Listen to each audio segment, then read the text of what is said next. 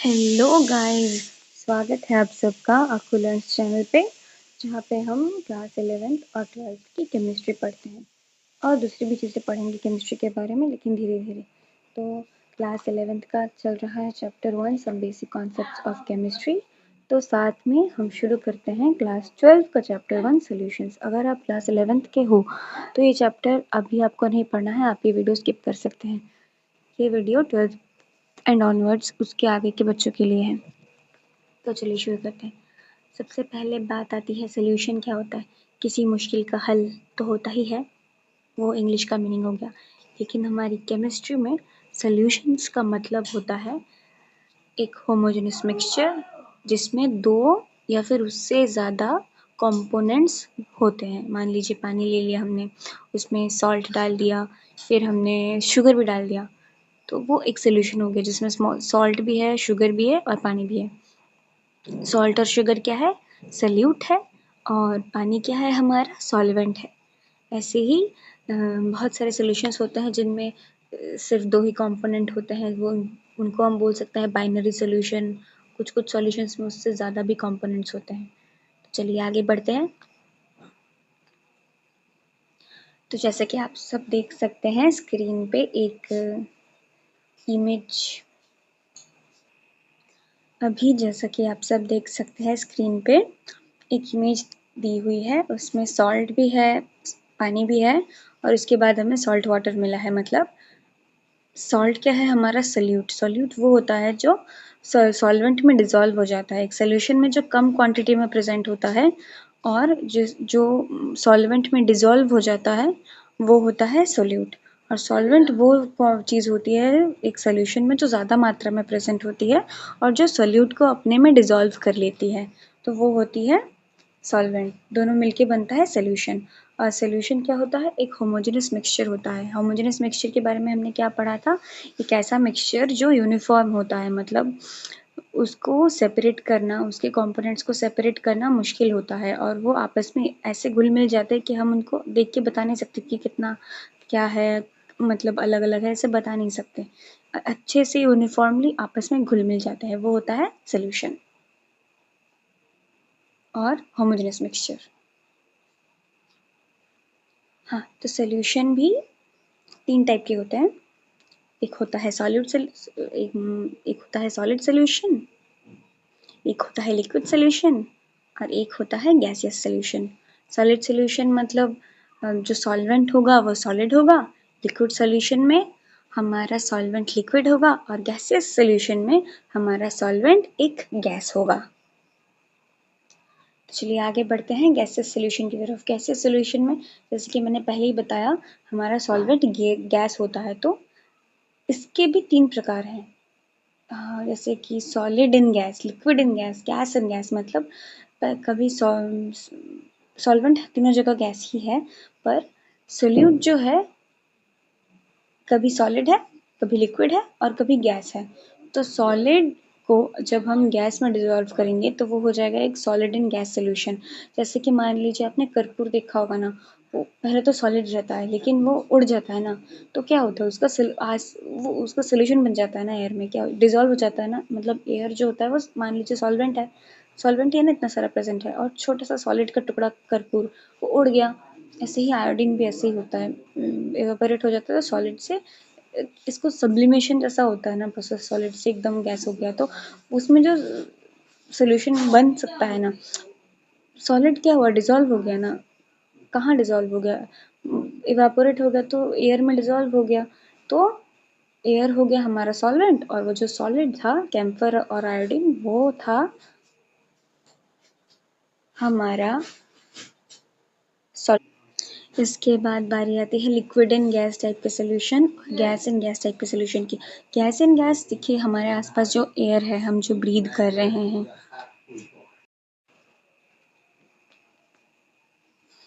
तो gas and gas तो वो हो गया जो हमारे आसपास का एयर है। उसमें तो क्या होता है? ऑक्सीजन भी होता है, नाइट्रोजन भी होता है, हाइड्रोजन भी होता है, बहुत सारे गैसेस होते हैं ना जो आपस में घुले मिले होते हैं। मतलब एक बहुत सारे गैसेस का एक सॉल्यूशन होता है, एक यूनिफॉर्म मिक्सचर होता है, तो वो होता है गैस एंड गैस का एक सॉल्यूशन हो गया। फिर लिक्विड एंड गैस, मान लीजिए हम कभी-कभी हम देखते हैं ना वेदर में कि ह्यूमिडिटी का एक परसेंटेज लिखा होता है या फिर एक वैल्यू में एक्सप्रेस किया होता है। जब हम वेदर चेक करते हैं तो एयर क्वालिटी इंडेक्स, ह्यूमिडिटी ये सब दिखाता है ना, तो ह्यूमिडिटी मतलब क्या है? जो हवा मतलब हमारा जो एटमॉस्फेयर है उसके अंदर कितने वाटर मॉलिक्यूल्स हैं, कितना पानी प्रेजेंट है, वही है ह्यूमिडिटी। तो वही हो गया, मतलब जो मॉइस्चर प्रेजेंट है वो हो गया हमारा लिक्विड एंड गैस का सोल्यूशन। या फिर और भी एग्जांपल्स है, आप सोच के बताइए क्या हो सकता है कमेंट सेक्शन में।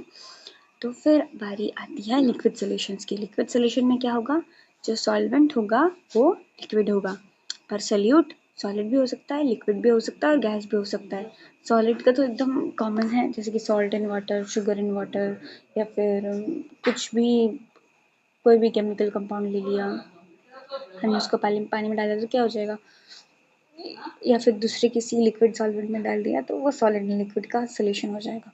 लिक्विड एंड लिक्विड कोई भी शराबी जो करता है, शराब की ग्लास में पानी मिलाता है, शराब मिलाता है, तो क्या होता है, लिक्विड एंड लिक्विड का एक सोल्यूशन बनाता है, फिर वो पी जाता है। वो इतना सोच के नहीं पीता है, लेकिन हमें पता है कि वो क्यों बनाता है, वो सोल्यूशन बनाता है, फिर कॉन्सेंट्रेशन अल्कोहल का कम करता है, फिर उसको पी जाता है। फिर बारी आती है गैस एंड लिक्विड की। हमारे अर्थ पे तो पानी बहुत सारा है, लैंड भी थोड़ा बहुत है, तो लैंड में हम लोग क्या करते हैं, टेरेस्ट्रियल एनिमल्स जो हैं वो हम सीधा हवा से ऑक्सीजन सांस ले लेते हैं। लेकिन पानी में जो जीव है, एक्वाटिक एनिमल्स हैं, वो क्या करते हैं, जो वाटर में डिजॉल्व्ड ऑक्सीजन है उसको ब्रीद इन करते हैं, उसको इनहेल करते हैं। तो ऑक्सीजन जो पानी में डिजॉल्व हो रखा है वो एक एग्जाम्पल हो गया गैस एंड लिक्विड का। वो क्या करता है, एक्वाटिक लाइफ को सपोर्ट करता है। उसके बाद फिर चलते हैं, चलिए सॉलिड सॉल्यूशन की तरफ। सॉलिड सॉल्यूशन में क्या होगा, हमारा जो सॉल्वेंट होगा वो सॉलिड होगा, पर हमारा सॉल्यूट सॉलिड भी हो सकता है, लिक्विड भी हो सकता है और गैस भी हो सकता है। सॉलिड एंड सॉलिड का एग्जाम्पल क्या होगा, मान लीजिए सोने की ज्वेलरी है, तो ज्वेलरी में प्योर 24 कैरेट बोलते हैं ना गोल्ड, 24 कैरेट एकदम प्योर गोल्ड है, उसका ज्वेलरी हम नहीं बनाते। वो बहुत मतलब उतना मजबूत नहीं होगा उसका ज्वेलरी, तो उसको एकदम वो मजबूती देने के लिए, थोड़ा टिकाऊ मजबूत सा होने के लिए हम क्या करते हैं, उसमें थोड़ा सा कॉपर डाल देते हैं। हम नहीं, मतलब ज्वेलर थोड़ी सी मिलावट करता है, कर तो 22 कैरेट का हो जाता है या फिर 18 कैरेट का हो जाता है। तो जो 22 कैरेट गोल्ड है या फिर 18 कैरेट गोल्ड है, बाकी जो पार्ट्स है वो क्या है, वो मान लीजिए कॉपर है, या फिर ये सब जो ज्वेलर्स डालते हैं कॉपर वगैरह वो सब है। लिक्विड एंड सॉलिड का एग्जाम्पल होगा एमेलगम का नाम, शायद आप लोगों ने सुना होगा ना। मतलब जो मरकरी होती है ना, मरकरी का सोल्यूशन होता है और उसमें कुछ और भी चीज़ से कोई और मेटल भी मिला हुआ हो सकता है, जैसे कि मरकरी का एलॉय होता है, वो उसको हम कहते हैं एमलगम। तो डेंटल एमलगम में क्या होगा, जैसे कि मैंने बोला मरकरी का कोई सोल्यूशन होगा, मतलब मरकरी का कोई एलॉय होगा। एलॉय में क्या होता है, एक मेटल और दूसरा मेटल मिक्स होता है, तो मरकरी का एलॉय है, मरकरी कैसी फॉर्म में है, लिक्विड में है, और उसमें हम थोड़ा सॉलिड सिल्वर डाल देंगे तो बन जाएगा हमारा डेंटल एमलगम। हमारे दांत में कुछ कीड़े वीड़े लग जाते हैं, बोलते हैं ना, कीड़े एक्चुअली नहीं लगते, कैविटीज़ हो जाती है, तो कैविटीज़ में कभी कभी कम कैविटी होता है तो डॉक्टर फिलर्स वगैरह लगा के देता है ना, या फिर दांत में कोई समस्या हो तो कुछ कुछ फिलर्स वगैरह देते हैं ना, वो फिलर्स ऐसे इन सब चीज़ों से बनता है, डेंटल अमेलगम से। और गैस एंड सॉलिड का जो एग्जाम्पल है वो जब हम थोड़ा और आगे पढ़ेंगे तो हम देखेंगे रिडक्शन जो होता है ना, रिडक्शन के रिएक्शंस में हाइड्रोजन गैस को प्लैटिनम, पैलेडियम, इन सब चीज़ों में एब्जॉर्ब किया जाता है। हम आगे पढ़ेंगे एब्जॉर्ब क्या होता है, मतलब उसके सरफेस पे, सॉलिड के सरफेस पे गैस मॉलिक्यूल्स मान लेते हैं फिलहाल के लिए कि अटक जाते हैं, मतलब पूरे अंदर तक नहीं जाते, सिर्फ सरफेस पे चिपके हुए रहते हैं, ऐसे मान लेते हैं। यही होता है एब्जॉर्प्शन का मतलब। आगे धीरे धीरे हम डिटेल में भी पढ़ेंगे, तो चलिए आगे बढ़ते हैं।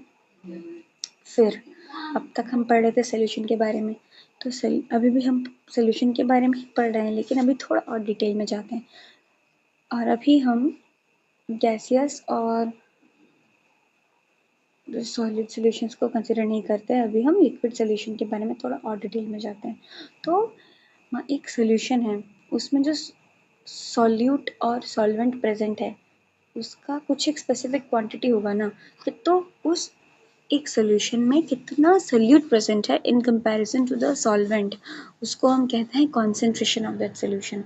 आप देख सकते हैं यहाँ पे एक डेफिनेशन दे रखी है स्क्रीन पे, quantity of solute present in A given quantity of solution. मतलब एक सॉल्यूशन में सॉल्यूट कितना प्रेजेंट है वो क्या होगा, कॉन्सेंट्रेशन होगा। हम बोलते हैं ना किसी चीज़ का कॉन्सेंट्रेशन ज़्यादा है, किसी ये ज़्यादा कॉन्सेंट्रेटेड एसिड है, ये कम कॉन्सेंट्रेटेड है, ये डाइल्यूट है। तो कोई कम ज़्यादा है तो क्वालिटेटिव एक्सप्रेशंस हो गए ना, तो सिर्फ ये कम ज़्यादा से हमारा क्या फ़ायदा, कैलकुलेशन में दिक्कत होगी। तो अभी क्वालिटेटिव से हमें आगे बढ़ना पड़ता है क्वांटिटेटिव मेजरमेंट्स की तरफ। तो कॉन्सेंट्रेशन को हम क्वांटिटेटिव कुछ मेजरमेंट्स करते हैं, जिनकी एग्जांपल्स आप देख सकते हैं स्क्रीन पे। मतलब इन पैरामीटर्स से हम नापते हैं, जैसे कि मास परसेंटेज हो गया। मास अभी आपको याद होगा कि मास, मैंने कहा था कि मास तो m होता है और वेट w होता है, लेकिन यहाँ पे हम मास, भले ही मास लिख रहे हैं लेकिन w सिंबल यूज कर रहे हैं, तो इसको उसके साथ कंफ्यूज मत कीजिएगा, ये अलग बात है। तो वॉल्यूम परसेंटेज हो गया, मास बाय वॉल्यूम परसेंटेज हो गया, पार्ट्स पर million, mole fraction, molarity, normality, जिनके बारे में हम आगे पढ़ेंगे। सबसे पहले आता है मास परसेंटेज। मतलब हम सॉल्यूट का मास लेंगे, उसके बाद उसको हम डिवाइड कर देंगे सॉल्यूशन के मास से, और क्योंकि परसेंटेज है मतलब परसेंट मतलब प्रतिशत, तो उसको 100 से मल्टीप्लाई कर देंगे तो आ जाएगा हमारा वैल्यू। तो 10% solution of salt in water अगर हुआ, इसका मतलब क्या होगा कि मान लीजिए कोई 100 ग्राम का एक सोल्यूशन है, मान लीजिए 90 ग्राम अगर उसमें पानी है तो 10 ग्राम उसमें सॉल्ट होगा, ऐसा होता है। या फिर उसके बाद आता है वॉल्यूम परसेंटेज, मतलब V divided by V, volume of solute divided by volume of solution. मतलब वॉल्यूम ऑफ सोल्यूट, मान लीजिए ये ना liquid solution, liquid and liquid के केस में ज़्यादा काम आता है, जैसे कि इथेनॉल की बात की थी ना मैंने, इथेनॉल और वाटर का सोल्यूशन।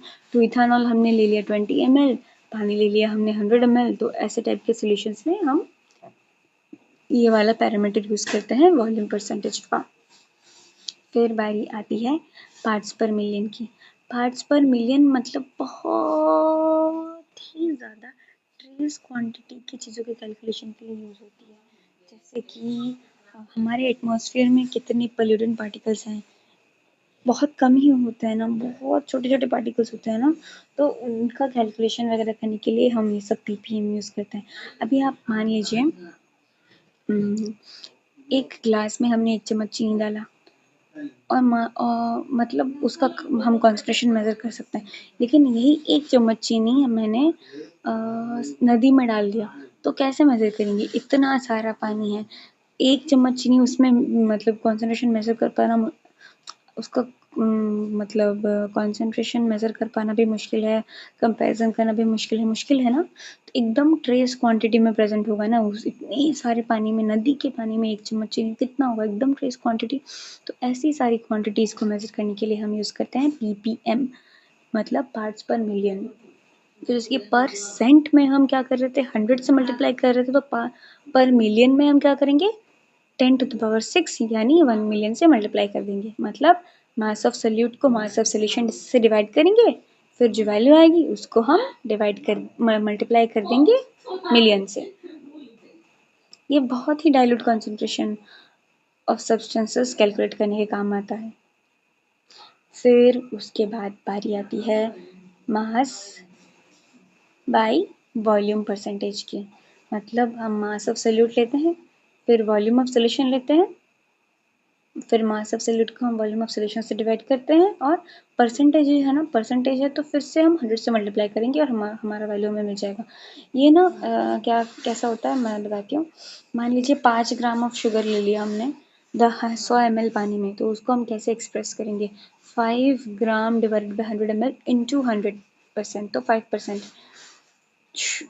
मतलब 5% ऑफ दिस सोल्यूशन जो होगा, मतलब सोल्यूशन जो है, पूरा सोल्यूशन हमारा 100 ml का, उसका जो वॉल्यूम का सिर्फ 5% हिस्सा है जो शुगर है।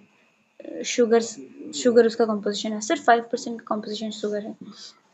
तो फिर ये कहाँ काम आता है? ये एक्चुअली मेडिसिनल इंडस्ट्रीज में ज़्यादा काम आता है। मतलब कोई दवाई हो गई, तो उसमें देखना आप इस रेशियो में, मतलब हमारा वो देखे रखते हैं कि वैल्यूज देखे रखते हैं। फार्मास्यूटिकल इंडस्ट्री में ये सबसे ज़्यादा यूज़ होता है। फिर last but not the least, आज का लास्ट टॉपिक है मोल फ्रैक्शन।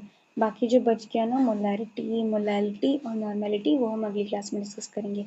तो मोल फ्रैक्शन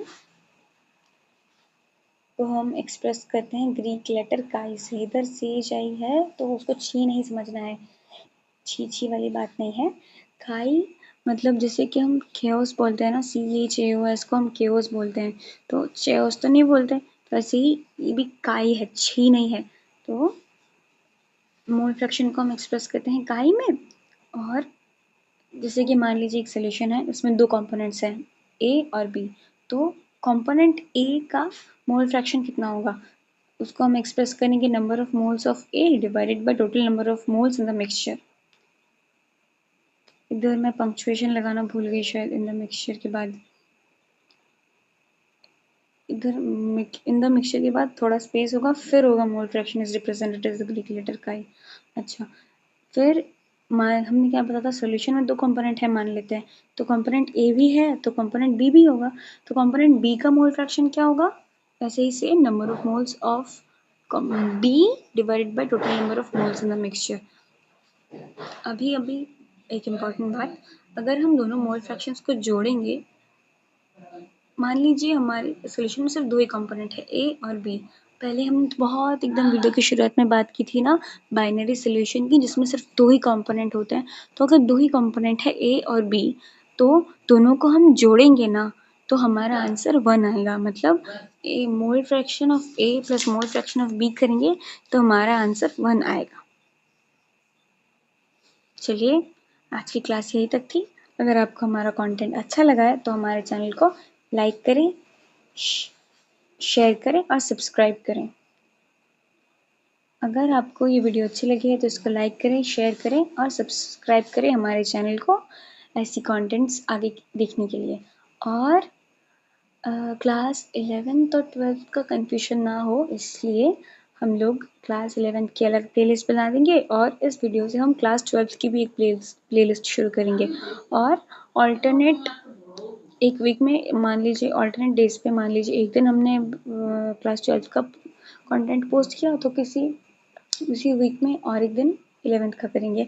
ऐसे करके हम दोनों 11th और 12th एक साथ कंटिन्यू कर सकेंगे। चलिए, आज के लिए इतना ही। Thank you.